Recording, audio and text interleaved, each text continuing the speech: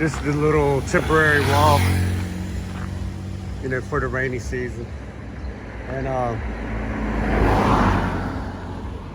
there's a big hump in the driveway right there. Hopefully the water will just flow right by. Then, you know, my property goes up to this, you know, where this wall is, right here. Where that wall is, right here. It's almost to there. So, the next door neighbors, they have sandbags with cement on there in front of their yard. So we're attempting to divert it. You know, nobody on the other side of this house, nobody lives. There's a lot there. It's a small lot. And it temporarily goes out more right there because nobody lives there to tend the area. And then you have the Norwegian's house, who's designed a little bit different. But gullies go on both sides on the outside of his fences. I think I've showed that before down the beach. So it doesn't involve his house at all. So you can see that's uphill. And it kind of tilts right into my property here when it rains. And all those driveways right there become super streams. Anywhere there's a place for it to skip the ditch. And there's a drainage ditch on the other side. But if there's a driveway, it looks like a river, a little river, you know what I mean? So I'm not the only one trying to divert the water. You know, they're gonna build up a hump across their driveway too. And then, you know, you see how much it goes downhill. It goes downhill all the way to where, I'll show you, where this red bed is, all the way to there. It's downhill. And then the red van starts to go uphill, the red Jeepney. So, watch out, chickens. Hey, hey, hey.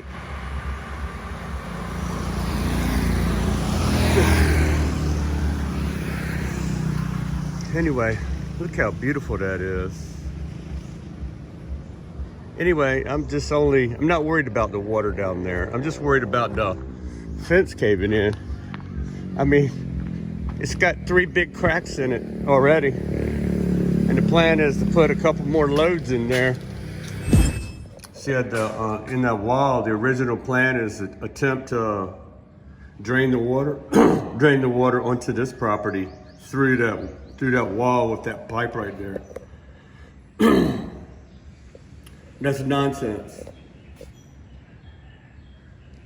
You know, you don't drain your sewage or whatever it is on somebody else's property. It's just ridiculous to me. So that's where I stand. And let the rains begin, and we'll see how flooded this garage is. Hopefully not too bad.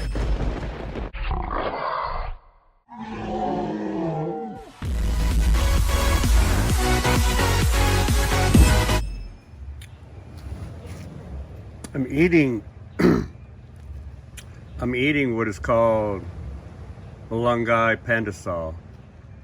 It might just look like a little bun to you, but it kind of is. But you know, the vitamin tree, see where the orange stake is over there on the ground?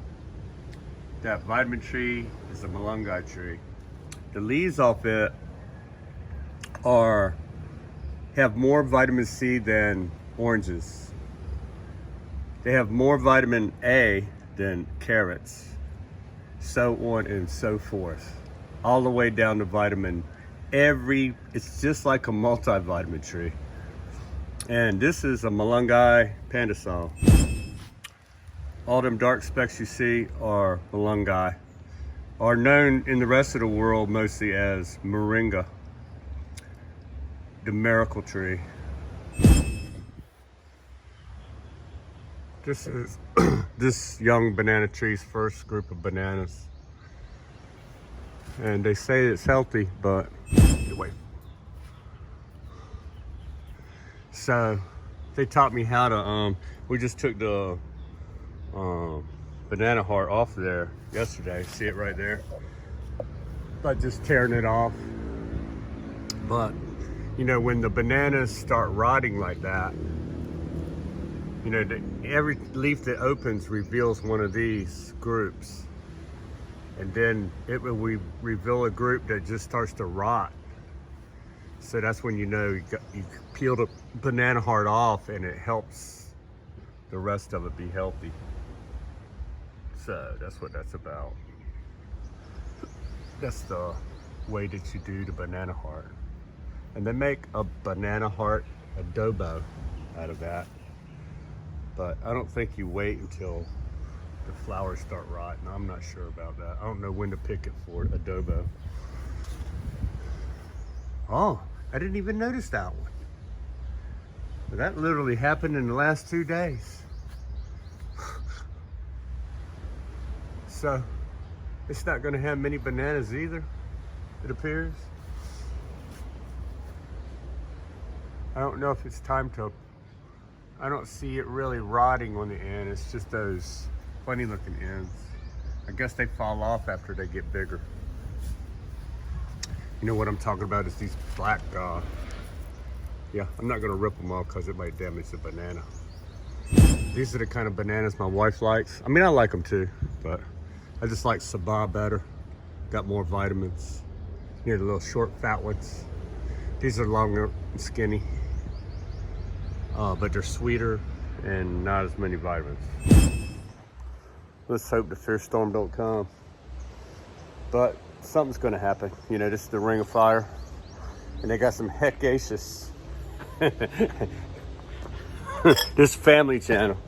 So they got some hecacious typhoons. But like I always say, this is one of the most protected areas in the Philippines. See it? White spots. I don't know. He looks like he might bite you.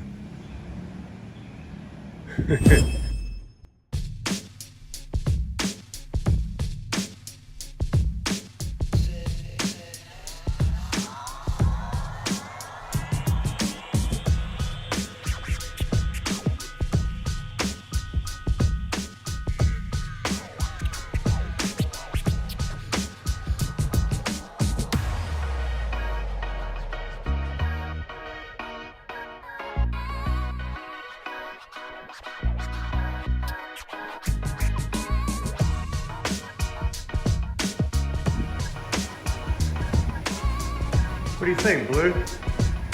That's pretty good, huh? It's pretty square. And I use the square the whole time because the unscrewed holes, if you get it square, when you screw the screw in, you know, it goes through one side pretty easy, but then it gets to the other side, that's where the draw of the screw is. If you get it square before you screw that, that helps a lot too. You know, when you're doing such a large area, you want that screw to help. You know, that's not gonna, you know, with particle board, press board, or whatever you call it, it's not gonna solve everything for you, but if it's in the right place from the beginning, then when you get it all moved around and square again, it will be no tension on it.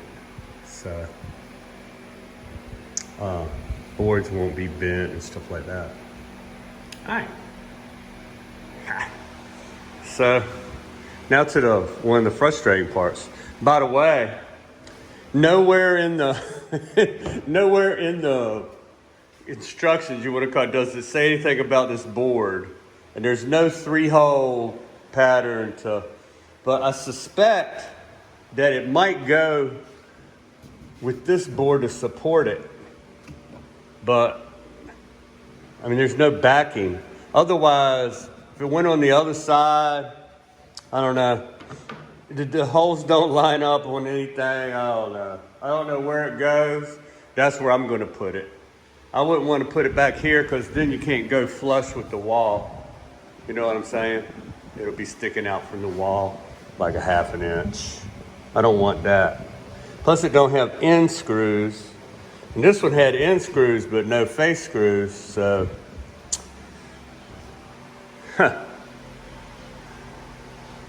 Got me, man. So now, this is the time to move it to the spot that you want it to be after I put the back on there. I'm gonna put the back on there, you know, those backing things. We'll make sure it's square and screw those down. And then that's the time to move it to the location it's gonna be so that, you know, you can adjust your, say if one door is slightly off or something like that, you know, then you can adjust it to the right. And then you don't want to do that now because you move it to another place. It might be a half a degree angle the opposite way where you were assembling it at. So that's a mistake that a lot of people make. I'm not a carpenter, but I got some common sense. All right, peace out. Thanks for the shirt, Kalana Shipyard. And I work for a division of Kalana Shipyard called Steel America. Thanks for the overtime. Didn't really need any of it, you know, because I lived within my means. So that was my plan all along. Buy a small house, save a lot of money, and get out of town before the fertilizer hit the fan. This is a family channel. So, thank you, Kalana Shipyard, for giving me the opportunity to make some money so that I can retire with dignity. You know, not all companies are like that. You know, they matched my 401k up to, I think, 3 or 4% or something. You know, 3% of my pay or 4% of my pay, or 7. Yeah, maybe it was 7. They matched my pay up to that amount, and then if I saved more than that, it was just more, and it gained the interest on the stock market. But I felt in my bones that the stock market was not going to be right, so it was a race to 62. It's not really a very good idea. You know, I never liked the idea of Wall Street is handling my money that I'm dependent on to retire with. It's not very good smart. It's not smart.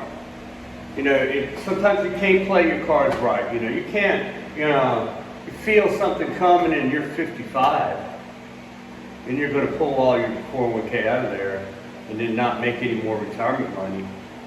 You know, you can't do that. Anyway, I regress. It's a build and a retirement thing. So anyway, this is Sunday, the crew is off, but I think I gotta lift this thing up by myself. So I'm not Catholic, but let's do a little bit.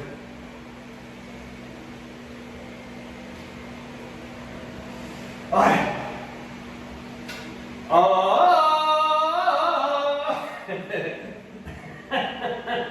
use your legs for oh yeah. Woo. All right. You weightlifters, they're like, oh my God. He's lifting up the press board and he's straining. Hey, you young bucks, be quiet. Watch how easy this slides. You know, now that I got those things on there. Watch this. I mean, it is tile, but it's got that Teflon or whatever. Look, I can literally, with one finger, I can slide this thing. Look at that. One finger. And then I guess we could put a little chair in the corner. Could get back here. She comes in the door.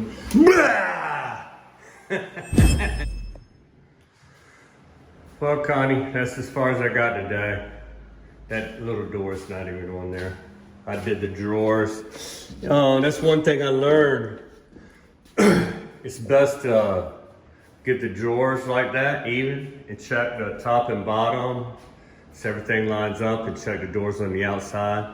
Because the doors and everything can be adjusted, you know, this way and up and down.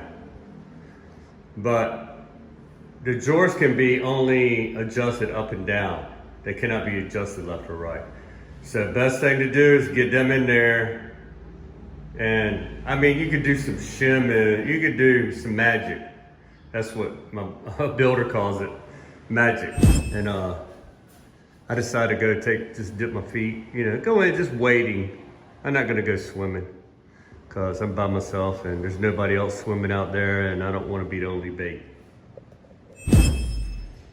I'm old and tough anyway, you know, the sharks don't wanna bite me. The build is continuing, just only I'm building today, building cabins. So there you go. And if you didn't subscribe, you know, there's 50 some, like 55% that watch the channel are not subscribed. Please hit that subscribe button and that way it will help me out a little bit and won't cost you anything. It's a win. It's a neutral win. It doesn't hurt you, it doesn't help you. Well, it'll help you if you ring the bell, you know, it'll alert you every time I get another video. I post one, but I mean, you can count on there being one every day, just about, because I enjoy it. And after this house build, we'll figure out something else to do. But you know, there's gonna be home projects for years to come. You know, building a brand new house, you know, on a limited budget, you know, you gotta skip some stuff. But I will come back and address one thing at a time after I put things on a priority list. Priority list in my mind. So, you take it easy from 62 to Freedom. Like I said, I hope you had a wonderful day. And I'm having one in the Philippines. I get ready to go dippy dip. I'm gonna go dippy dip right out here.